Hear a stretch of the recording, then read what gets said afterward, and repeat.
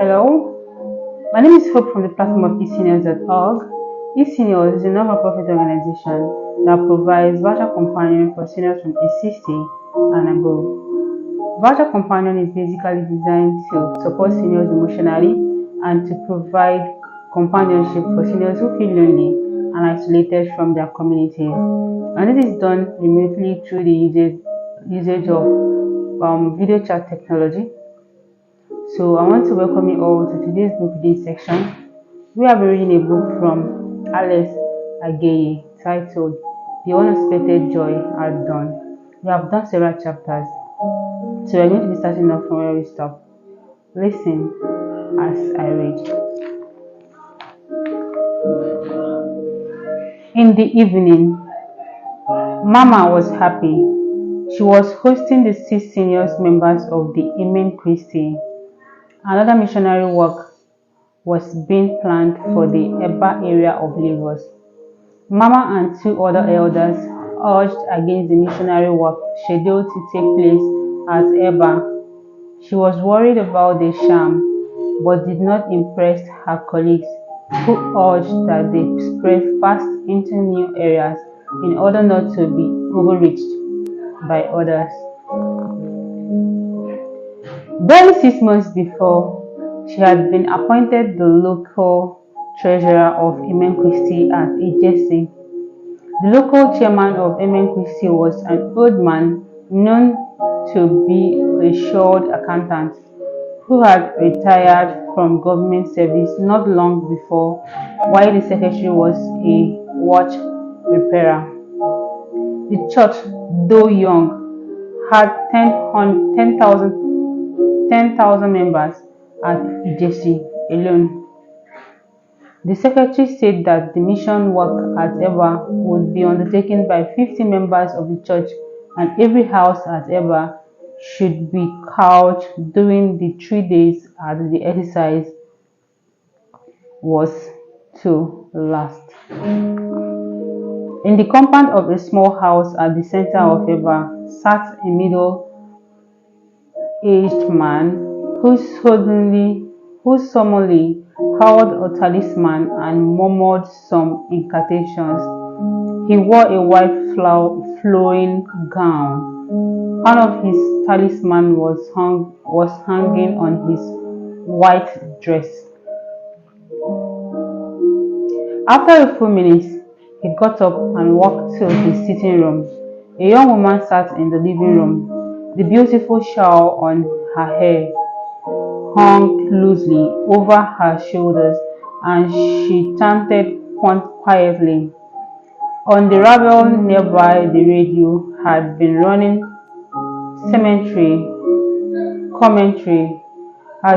commentary on sports. The man walked to the radio and switched it off. Prayers, he said, should be said in a very quiet environment. He walked to the door of the sleeping room and turned to the woman. His face became more serious than before. He regarded the woman for a few seconds. Suddenly, the light went out. Calmly, the man walked out of the living room towards another building behind this. The woman lighted a little lamp, lighted the little lamp, put it a few centimeters away from her, and continued her prayer. It was a long prayer, and she knelt and rose up several times, her forehead touching the floor briefly each moment she went down. The sleek shawl covering her head fell over and shoulders, and she held it and wound it around her head again. She turned to the door when her husband was waiting. "I have seen notice of a church crusade." "Where?" she asked. "The billboards are all over the place." He shook his head. "The immerse is coming. We have got to stop them at once." The mat on which she sat for her prayer was about 2 meters long. It was quite new. The conversation with her husband got to her and it affected her mood. The sleek shawl was falling off and she held on it, got up and followed her husband to the room. Neil felt lonely. It had been a long day. He sat on the bed still, brooding over his visit to the spiritualist and the death of Martha. He looked around. The straw mattress had flattened and its surface was hard. A few toilet articles, including an Ango soap wrapped in a polythene bag and a hair relaxer which had belonged to Martha, were on the table. They had not been touched for a long time. Two boxes were under the table, one belonging to Martha. He walked to Martha's box, intending to touch it. He could not. Martha, Martha, he mentioned the name in as he walked back to the bed. He knelt by the bed and prayed. He lay down to sleep. Soon, he was turning over and over. Each moment, he remembered Martha, and it made sleeping difficult. The hard, rough surface of the bed pricked his body for the last time, but he did not stir not once. He was in dreamland, dreaming only about Nigeria. The road to the border was a busy one. It was 280 kilometers from the capital. Neil could hear only the engine, which monotonously Neil could hear only the engine whine monotonously. No one in the 9-seater pickup estate car spoke. He had never met any of those in the vehicle before. But one thing he was sure about was that they were part of the train of travelers who crossed the border each day. Benin and Togo were two countries he would cross before he got to Nigeria. The border between Ghana and Togo was closed, so Neil and the other travelers alighted from the vehicle a few meters from the border. A small bag hung over his shoulder. He was pale. The early morning mist was disappearing. Banu Kohi was a small border town, which only a few huts and its inhabitants were mostly farmers. It was a few meters from the border. Many of the farmers had farms that straddled the border of the two countries. Neil followed several others who were walking along the footpath to the Togo side of the border. After a long walk, they left the path and entered a long stretch of cassava farm. They chose that path because it was fairly overgrown and hid the travelers from the sights of the border gas. The leader showed considerable knowledge of the path in the area, which led Neil to conclude that they had crossed the border before by that route. There was no visible mark which showed the border between Ghana and Togo. Therefore, they assumed that they were far away from Lomé, the capital town of Togoland. As a signal to the rest, the leader stopped and changed into some thumbs and wrinkled clothing and looked like a farmer work clothes. The rest were expected to change from their city clothes into something more rustic, and they all did. Somehow, all with the exception of Neil, who had no old clothes to change into. Since he had not anticipated such a development during the journey, the travelers closest to Neil regarded him seemingly far away. Neil was told that the whole length of the border was under the watch of security personnel day and night. He became but quite anxious. Just as he was, he took his place and walked closely behind another traveler, bent low like the rest.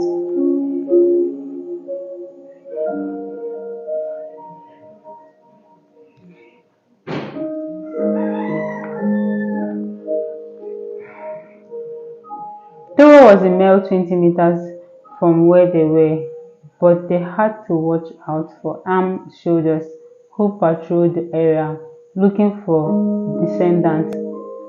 These soldiers were said to shoot on sight. Neil was terribly frightened by the story about the soldiers shooting on sight. He had 20 naira in his breast pocket, the black bag slung over his shoulder had belonged to Maza. He had been taught a few lessons by his colleague before he boarded the car in Accra. Keep away from the bush. That was number one. And pretend to pick up things from the ground when you see or hear that guards are near. Your uniform looks too good, brother, someone said to me. So he responded surprised. You have got to do something about it, the man insisted. Neil lowered his back, pulled his shirt off, roughened it up between his palms, and dated it a little with soil. That's all right, the man said in appreciation of Neil's effort to conform. He put on his shirt with a smile. The silence that set it in was overpowering. The line of travelers turned into the bush and moved on very cautiously.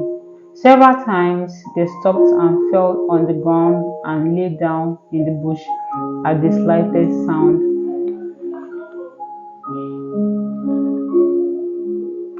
There was a smoke in the air. A farmer nearby on the Togo side of the border was preparing a meal.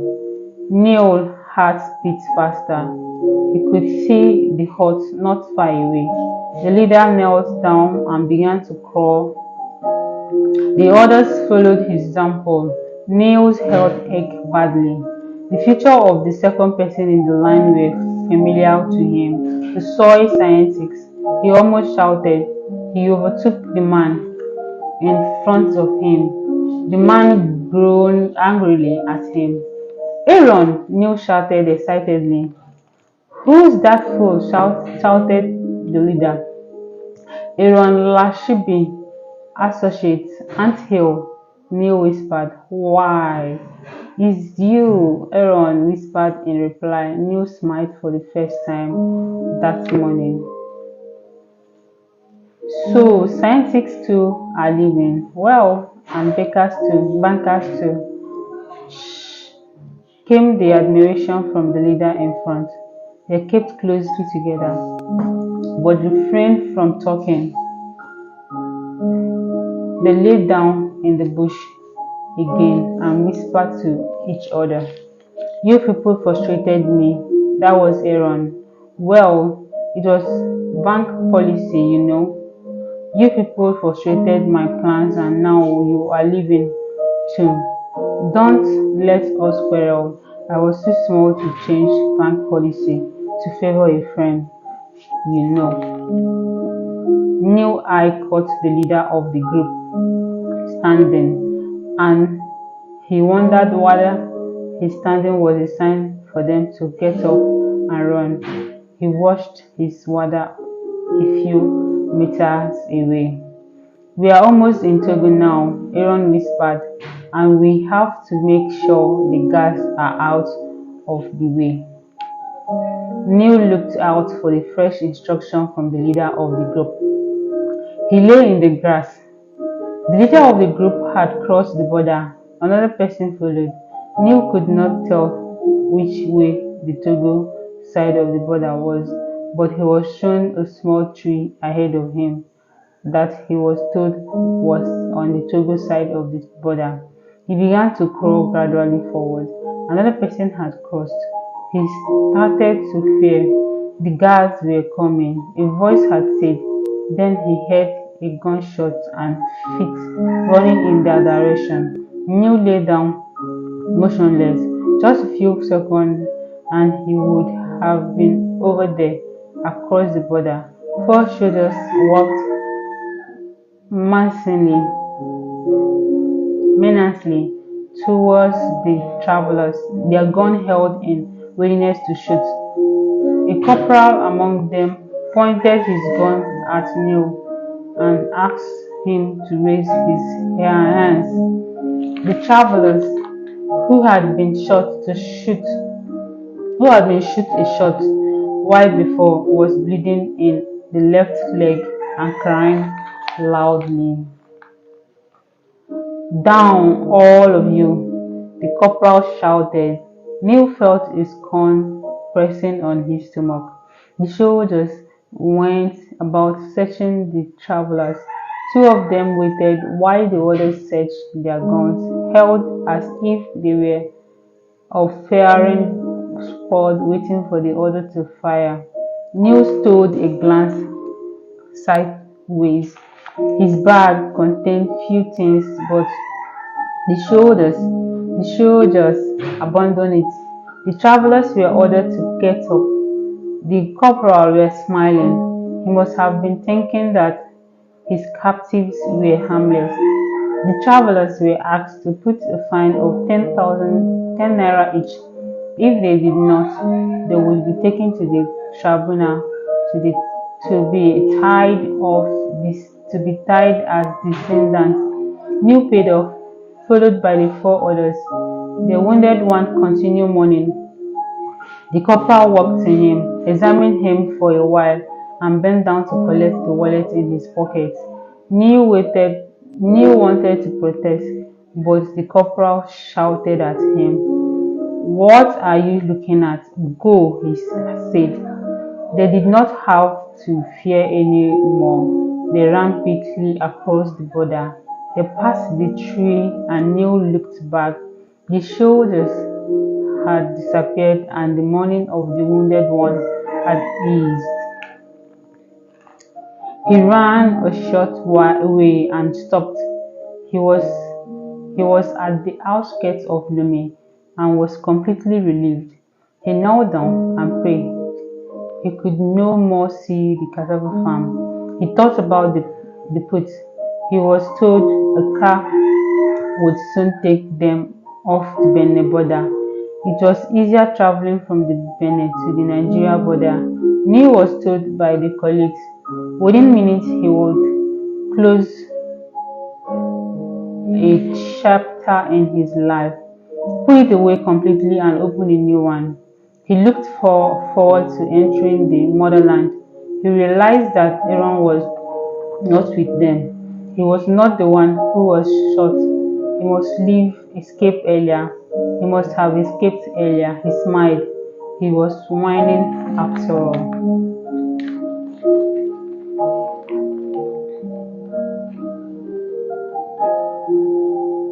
The travel from Lome to Benin was uneventful. Neil nodded to a young man with whom he had traveled from Accra.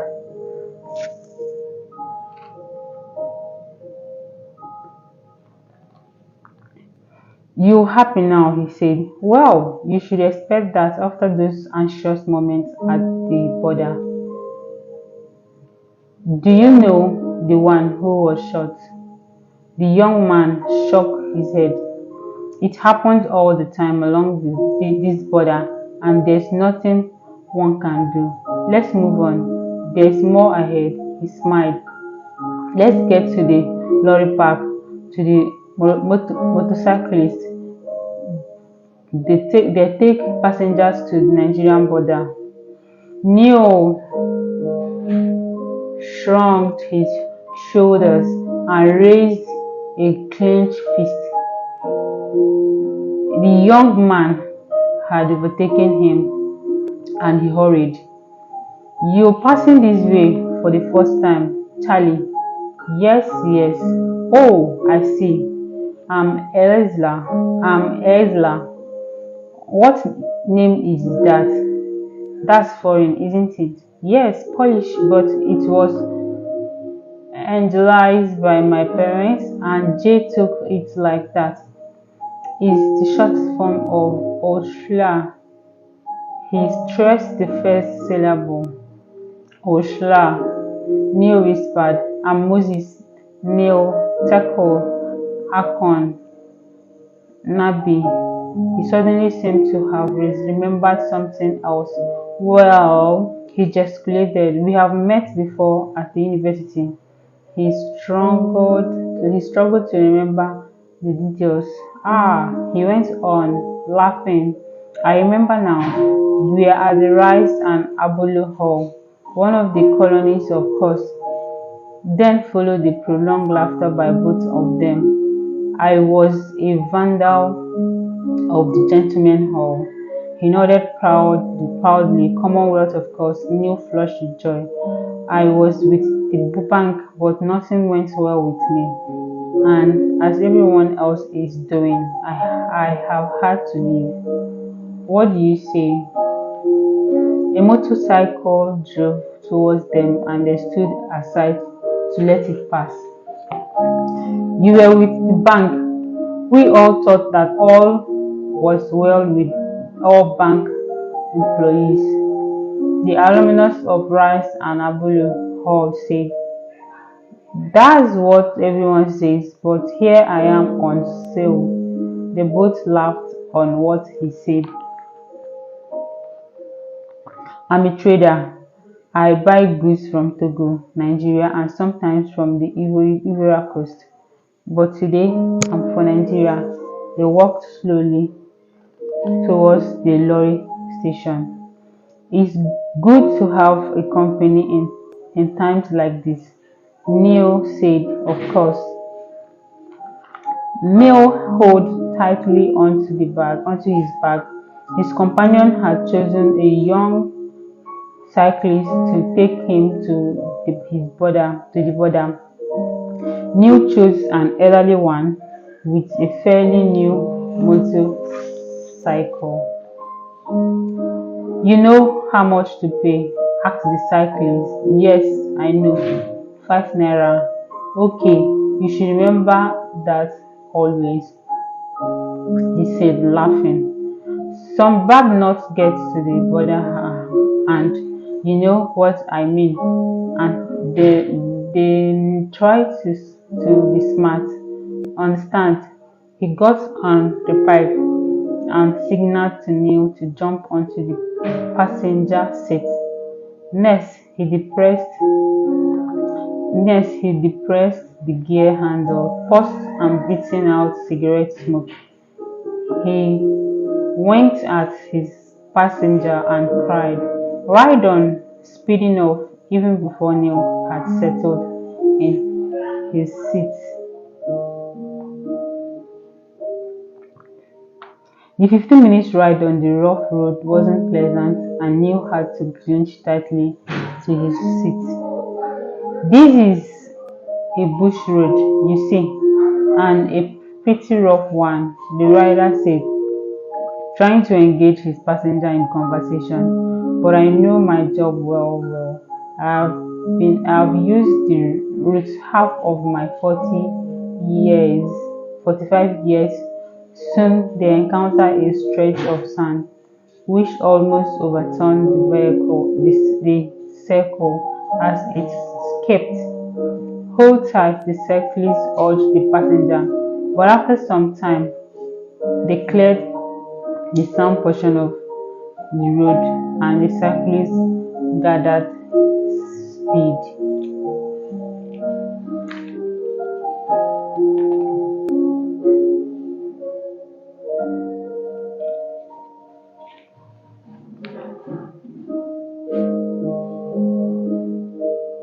The air whizzed past, blowing hard on Neil's face, and joyful tears began to drop from his eyes. He tried cleaning them with the back of his hand. When he felt the cyclist speaking, he stopped that business. You've got the money ready? He asked. Neil had to thrust his hand forward to catch the words. I have it. I have it, he shouted, while flashing the 5 naira note before the cyclist. Neil could see the face of the cyclist in the driving mirror. You have to keep the correct amount on you always, the cyclist said. We are 10 miles from Lagos. He steadied his bike. We are doing well too, said Neil. Well, all cyclists need cooperation from passengers. Neil felt some stilted fall on his arm. You see, so if you will pay a little, you see, the immigration people demand a lot of money from us before they allowed us to cross. Neil kept quiet. The 5 naira note was in his right hand. The bike slowed down. So, how much will you pay? That's settled, you know that. Neil gave a friendly smile and tossed the note forward. 5 naira as agreed, 5 naira. Let me see. Neil tossed the 5 naira note toward the cyclist who had got off the bike. I told you the immigration demand extra money or they will turn us away. I heard you say so. Stop behaving like a boy now. You have got to pay something higher. Well, take this extra 2 naira.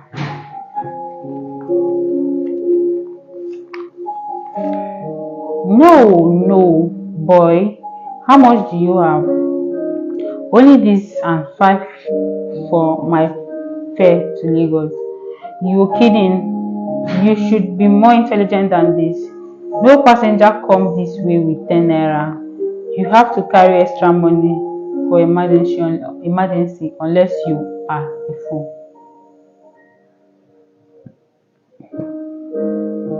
I wish I could do better. Then I tell you, you can't fool experienced one like me. He looked at Neil for a while. That's an insult. You know that. The immigration officers, then custom too, they all take money. Do you want them to arrest me? He said. That's all I have. Leave me to face those people. You don't mean it. You don't mean it. Be serious. What do you take an experienced cyclist like me for? He turned and walked towards his motorbike. For a few seconds, his right foot rested on the gear panel while the engine poured. He delved once. 10 miles from here. You hear that? I hope you can be brave with your legs too. Neil walked towards him, flashing the 7 naira he had in view. The cyclist looked at him disdainfully and pretended to be in a hurry to ride off. He revved the engine again, twice this time, but he did not ride off. Instead, he told Neil confidentially, the bush here is full of wild beasts. You may offer a lion the 7 naira if you meet one. He will be glad enough to accept that from you. Neil became furious when he thought that the cyclist was about to leave him in the bush, away from everywhere he knew. How? He cried. Take me to the border. That's nonsense. Who pays for the fuel? For some seconds, they looked at each other.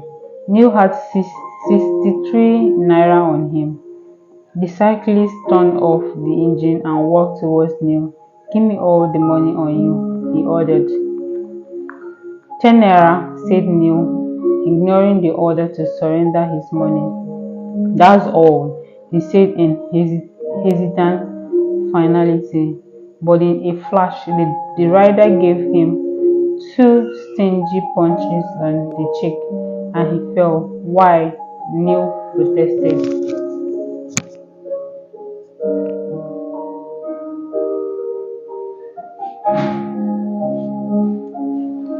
So this is where we're going to be ending today's book reading section. Thank you so much for listening. Till we meet again in the next one. Thanks and bye.